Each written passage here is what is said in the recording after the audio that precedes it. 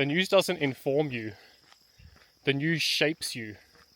So instead of giving you information, just accurate, rational, balanced information, what the news does is shape the way that you see things. People, events, countries, etc. And so years and years of watching the news, it changes the way that you see reality. It changes the way you see the world, the way you see other groups of people, etc., etc., events that happened. And so what ends up happening is you now live in the world, in the real world, but the way you think about it is not accurate. It's not real.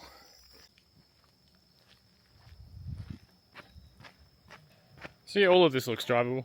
So I go back at the car, go explore this random village. Yeah, you really notice, every country's got this, right? Like every country has contrast between rich and poor. Like Shanghai is like a different planet compared to this place, But it's the same country, and I think it's one of the things that really makes China so interesting to explore. Because even out here, like, people are happy, people are good, life is good, it's still very safe out here, whereas typically, like, Western countries and other places in the world, when you go to, like, poorer places, areas that are more villages like this, it tends to get a little bit more dangerous. So you can drive this way. So get the car and come back. It's like a small town. I think that's what a man's meant to do. You're meant to mentor girls, you're meant to mentor younger generations. Push them to be better, push them to be more, to try harder, instill advice and good knowledge to them. Because I don't think a lot of people do that anymore.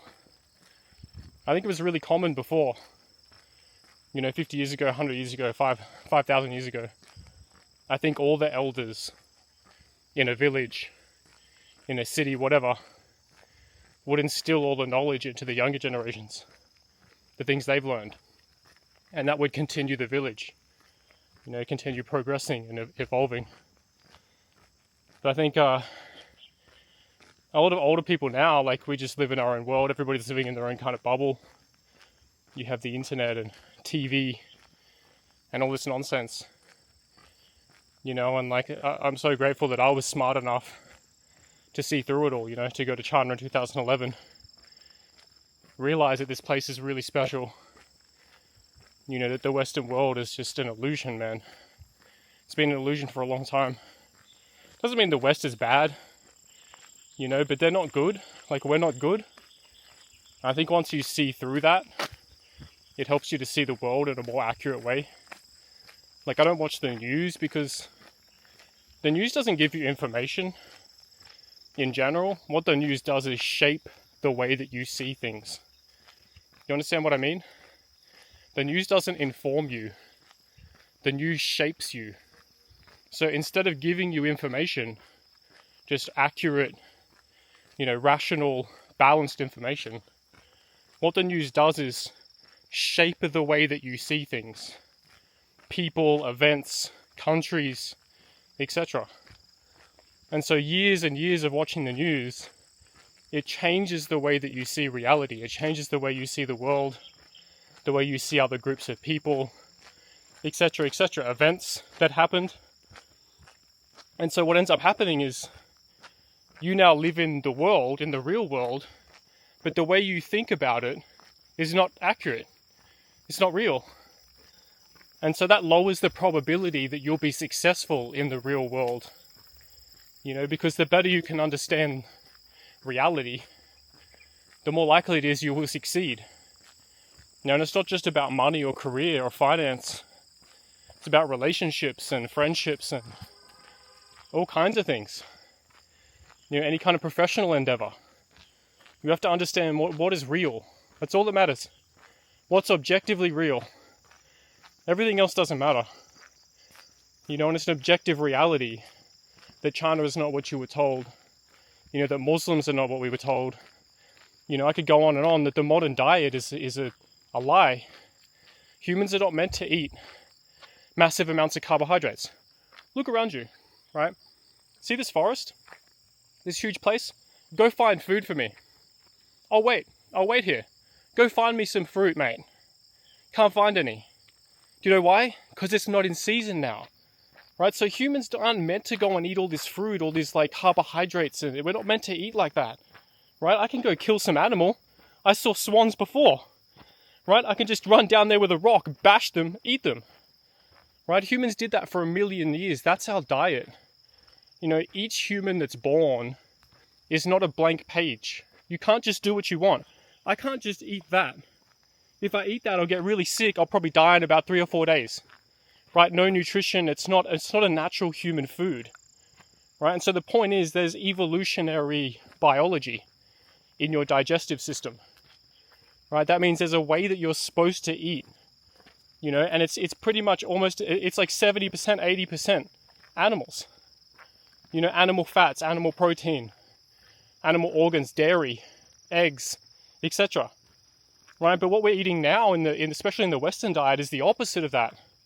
We're eating like 60, 70% carbohydrates now. And the messaging is that fat's bad for you. Completely insane.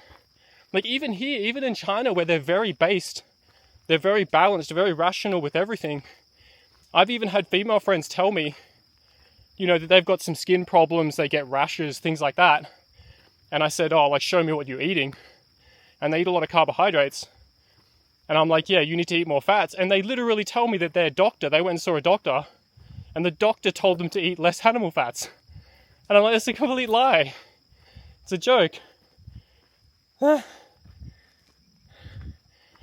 point is, like, reality rewards people who see it and punishes people who don't.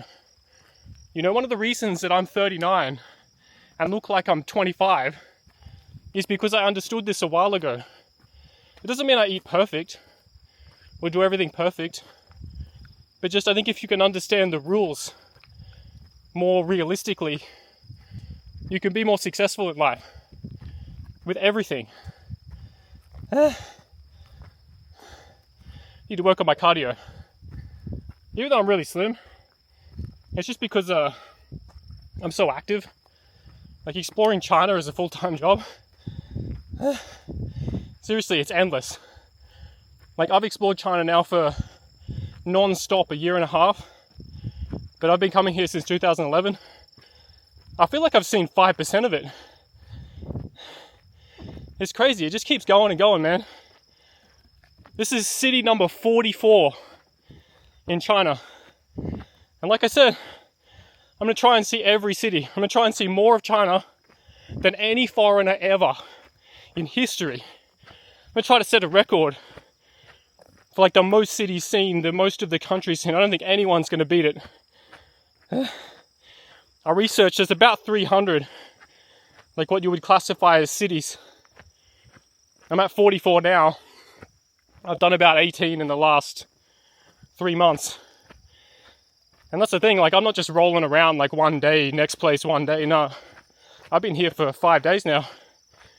Like I explore places until I get bored. Move on to the next place. There's no foreigners here doing this, not like this. So I hope everybody's learning. You know, not just about reality, but like come see China for yourself. Like you really believe the system? Come on, man. Really? Like think about all the things that you've been tricked about. Do I really need to list them all? Like if you're over 30 and you still believe Western governments, Western system, etc., then I can't help you, man. At least you're here watching this, but just come here. China's cool. I don't know how else to word it. It's just a cool place. Beautiful girls everywhere. Interesting. People are friendly. They want to know your story. You know, like it's very safe. You know, it's funny, like in a lot of ways, China is what people think Japan is. In a lot of ways. Like clean, advanced, interesting, very safe. Girls are beautiful. Just cuteness off the charts. Etc, etc. A lot of those things are what people classify as Japan. China's just like a much bigger, much better Japan. I think too many people have driven.